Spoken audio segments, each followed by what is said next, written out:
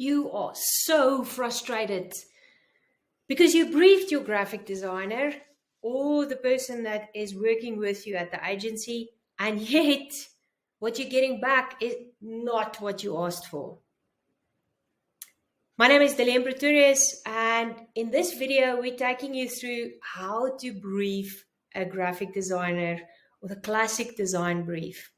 There are a number of things that you need to take into consideration.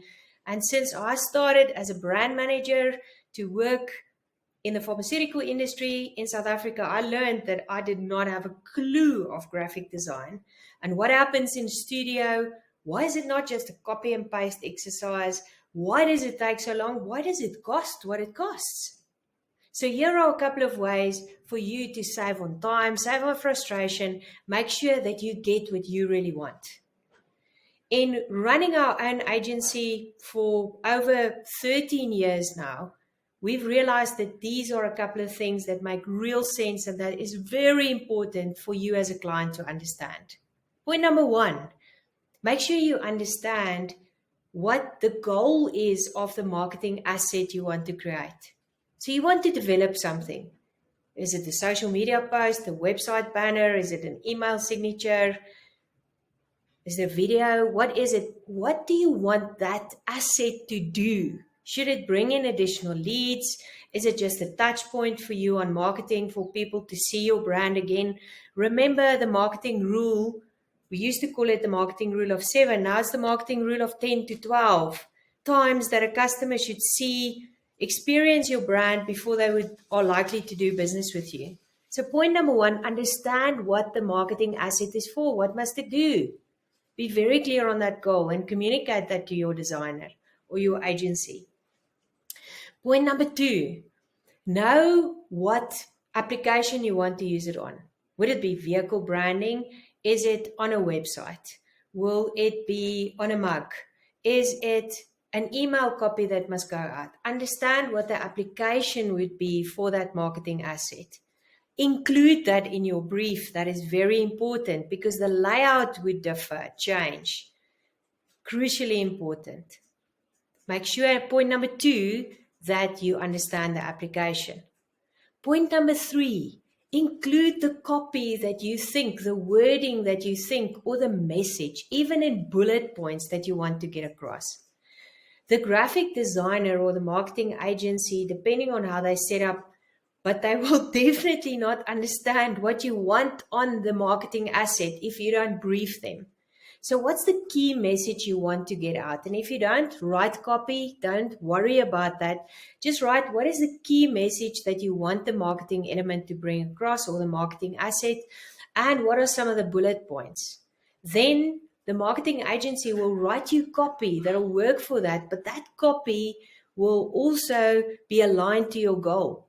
So you must understand, for example, if it's copy that goes onto a website, it's not just a copywriting exercise. Research must be done to understand what are your ideal customers searching for, to make sure that you rank for those groups of words if it's on search engine optimization specifically, search SEO specifically, or if it's a Google campaign.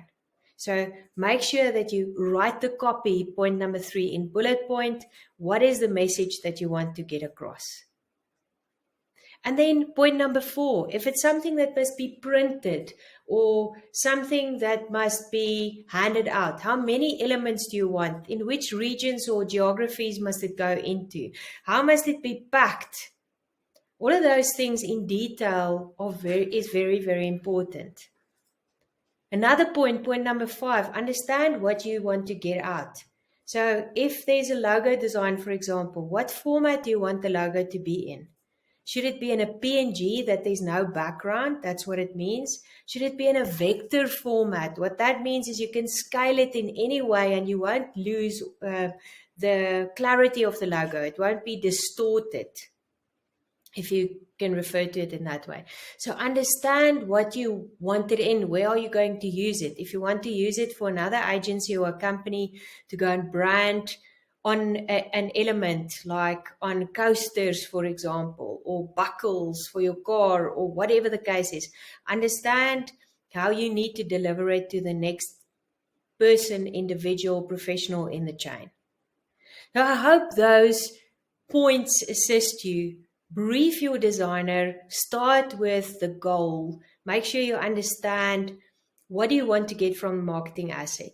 What application are you going to use it on? What is some of the copy that you want to have on the element? Make sure that you also brief them on color. What type of colors? What's your corporate colors, etc.? What should it look like? Give them your CI, your corporate identity of your business, to understand the typography, the writing, the fonts, etc. that will be on the document.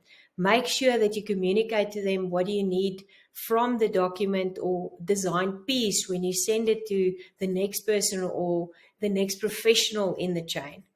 And put on the detail of, if it's a print element, etc., how many units, where are you going to send it to, etc. When you communicate like that and you start the communication like that, then the design agency, because they are professionals at what they do, when you have the right team and partnership, will explain to you exactly what else they suggest based on their experience, based on what's working in your market and in your country. That's very important. Please don't think it's a good idea to work with someone who's from another country who don't understand your local market unless they have visible experience. And then make sure that you get the turnaround time. When can they deliver that? What is realistic for them? Also make sure to understand how can you measure the success of that element. So what's the KPI that's connected to that? Hope that really helps you. Looking forward to get more questions from you. This is a very, very important piece when it comes to setting up the ideal brief for a graphic designer.